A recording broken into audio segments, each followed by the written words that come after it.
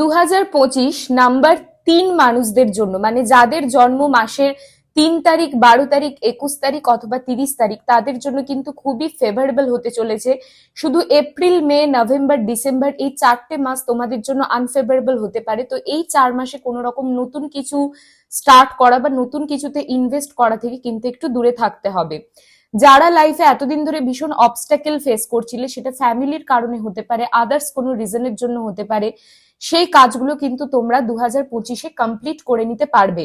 নলেজের জন্য মঙ্গলের বছর তোমাদের জন্য খুব ভালো। কাজে হায়ার এডুকেশনের জন্য, যারা অ্যাব্রডে সেটেল হতে চাইছো তাদের জন্য, ভিসা প্রবলেমে যারা ভুগছিলে তাদের জন্য কিন্তু 2025 খুশির মুহূর্ত নিয়ে আসবে। 2025-এ শুধু তোমাদের কিন্তু নিজের ফিকল মাইন্ডনেস একটু কন্ট্রোলে রাখতে হবে, ইম্যাচিউরিটি কন্ট্রোলে রাখতে হবে এবং তোমাদের খরচার হাত ভীষণ কন্ট্রোলে রাখতে হবে, কারণ টাকা ইনকাম হওয়ার সঙ্গে সঙ্গে খরচাও কিন্তু তোমরা অনেক বেশি পরিমাণে করবে। নাম্বার 4 সম্পর্কে জানতে এই রিলটা শেয়ার অবশ্যই করো আর পেজটা অবশ্যই লাইক আর ফলো করে রাখো। সবাই ভালো থেকো, সুস্থ থেকো। কার কি সমস্যা নিয়ে রিল লাগবে সেটা আমাকে এখানে জানাতে কিন্তু তোমরা ভুলো না। আর নাম্বার 3-কে বলবো, রেগুলার বিষ্ণুদেবের পুজো অবশ্যই 2025-এ করো, তোমরা কিন্তু অনেক উপকার পাবে।